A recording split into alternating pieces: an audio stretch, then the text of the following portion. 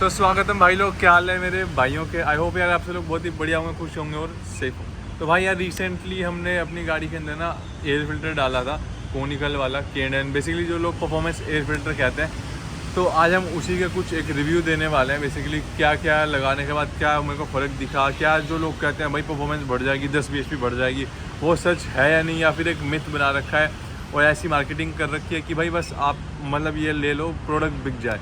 तो आज सब कुछ डिस्कस करेंगे, प्रोज एंड कॉन्स जानेंगे, किस किस गाड़ी के लिए सूटेबल है, क्या नहीं है, मतलब A to Z चीज़ें मैं आज आपको इसके बारे में बताने वाला हूँ। क्योंकि आपको पता है हमारी ऑलरेडी एसेसरी शॉप है एंड हमारे पास A to Z accessory performance के जो पार्ट्स हो गए और डिटेलिंग के प्रोडक्ट होलसेल रेट पर हम आपको देते हैं। तो उस पर्सपेक्टिव में मैंने जितने भी कस्टमर्स को अभी तक ये दिया है, ठीक है, उनसे जो फीडबैक आया है एंड क्योंकि मैंने खुद की कार में भी इंस्टॉल किया है, तो हर एक चीज़ को मैं पॉइंट में ला के मतलब नोट करके ही ये वीडियो बना रहा हूँ। तो भाई स्टार्ट कर देते हैं। तो सबसे पहले मैं आपको चीज़ दिखाना चाहता हूँ जो हमारा एयर फिल्टर लगा है।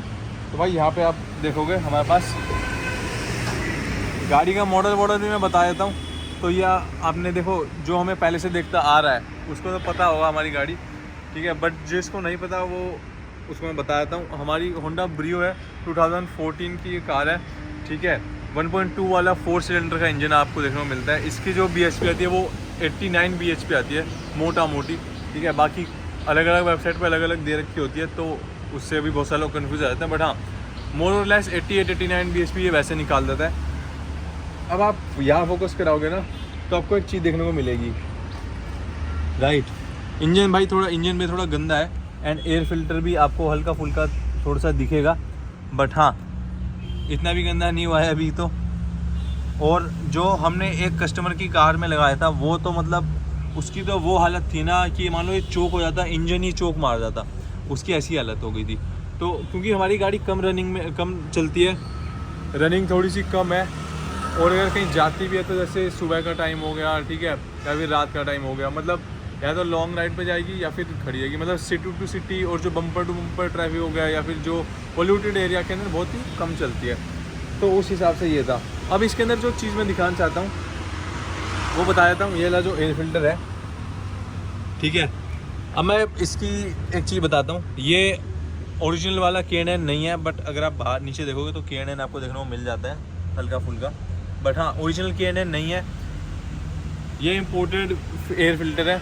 हालांकि इसकी क्वालिटी अगर आप टच करोगे एयर फिल्टर को ही किसी को पता होगा तो उसकी क्वालिटी, ठीक है, तो उसकी क्वालिटी आप देखोगे तो ये काफ़ी सुपीरियर क्वालिटी का है, ऐसी चीज़ नहीं है, ठीक है। अब हम बात कर लेते हैं भाई ये इंस्टॉल कैसे किया है। तो इंस्टॉलेशन में मैं आपको पहले बता देता हूँ एंड ये सब मैं क्यों बता रहा हूँ वो आपको आगे थोड़ी देर में पता चल जाएगा कि इसका क्या मतलब था।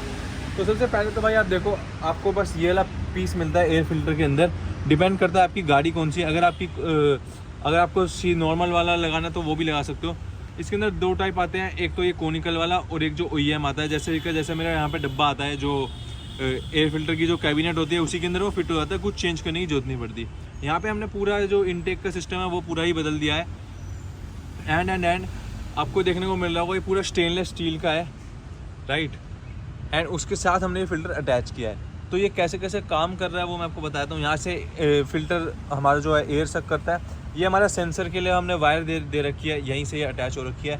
एंड देन ये आपका जो इंजन की मैनिफोल्ड है उसके अंदर जाता है। अब देखो नॉर्मल एयर फिल्टर के अंदर बहुत सारा मतलब तामझाम लगा होता है, इतनी बढ़िया जो एयर का जो सेक्शन है वो नहीं हो पाता है। बट इसके अंदर आप देख रहे हो कि सब कुछ यहीं पे है, मतलब एकदम खाली है।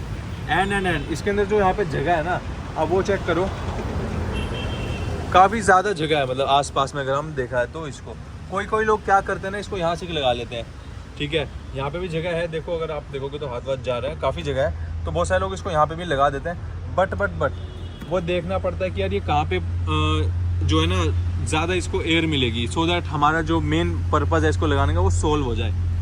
अब इसलिए हमने इसको इस साइड पे लगाया। अब हम बात कर ले कि भाई हमने स्टेनलेस स्टील क्यों लिया है, ठीक है।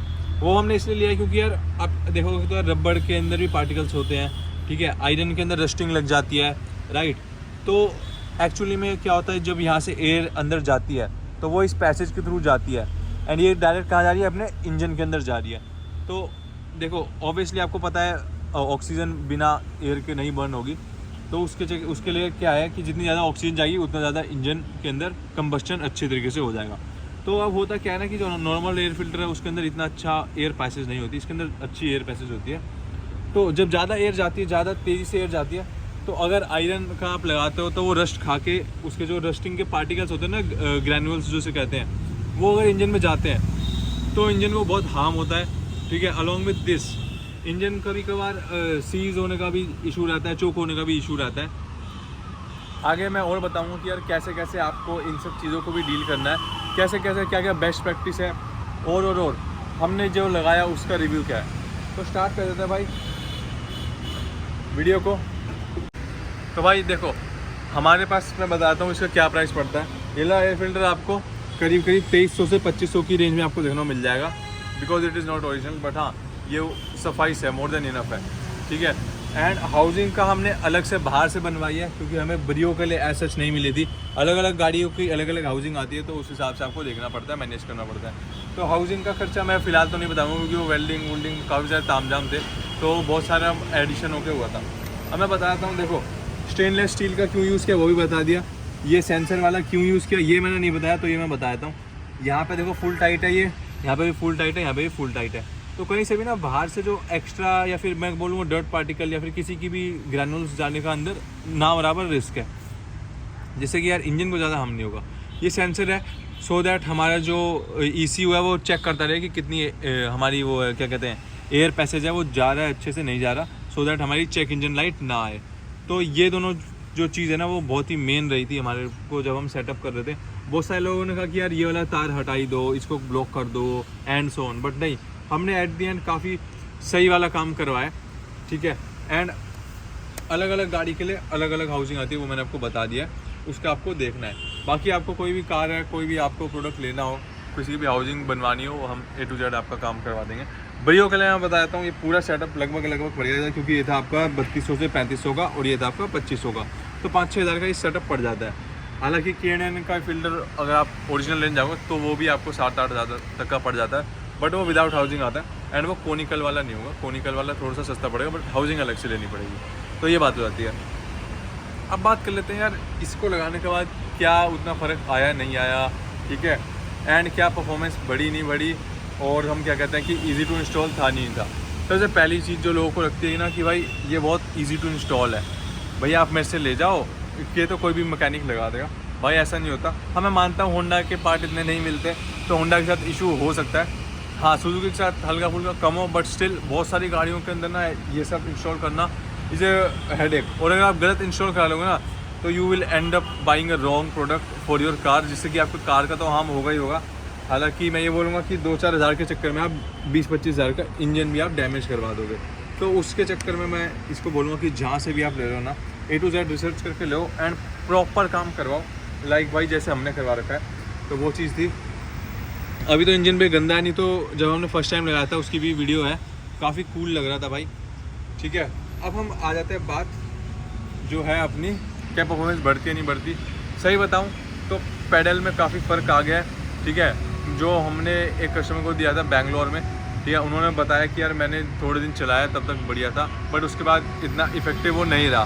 ठीक है, एंड दिल्ली में भी बहुत सारे लोग यूज़ करते हैं जिनका ये थोड़े दिनों बाद ही ऐसा मतलब धूल मिट्टी से इतना भर जाता है कि चोक हो जाता है एयर फिल्टर। तो वो था, ये यूसेज पे डिपेंड करता है भाई कि आपकी गाड़ी आप कैसे चला रहे हो। ठीक है, कैसे कैसे आप मेंटेन कर रहे हो, क्या क्या आपने एक्सटर्नल पार्ट लगा रखे हैं। जैसे हमने एग्जॉस्ट ऑलरेडी लगा रखा है, हमारा जो है ना पूरा स्ट्रेट पाइप जाता है, एंड लास्ट में बस एक वेल्वेट्रॉनिक है, दैट्स इट। ठीक है, कैटलिक कन्वर्टर भी हटा रखा है, मफलर रेजोनेटर सब हटा रखे हैं, बट बस एक लास्ट में वेल्वेट्रॉनिक है, सो दैट साउंड दबी रहे। ठीक है, क्योंकि आपको पता है दिल्ली के अंदर काफ़ी इशूज़ रहते हैं, तो उस वजह से हमने वो कर रखा है। तो इस प्रोस्पेक्टिव में, और हमारी गाड़ी इतनी फ्रीक्वेंटली भी नहीं चलती, तो उस प्रोस्पेक्टिव में मैं बात करूँ तो मेरे को लगा कि हाँ यार पेडल में काफ़ी फ़र्क आ गया, काफ़ी लाइट पेडल हो गया है। अलॉन्ग विद दिस जो मेरे को BHP में फ़र्क लगता है ना, जो इनिशियल पिकअप है उसमें काफ़ी इम्प्रूवमेंट है। मैं बोलूँगा पहले से 10-20% का इम्प्रूवमेंट है। अगर मान लो पहले मेरी गाड़ी 100 स्टार्टिंग में 100 आई थी, बीच में क्योंकि चलती रहती है तो ठीक है थोड़ा डाउन पड़ता है,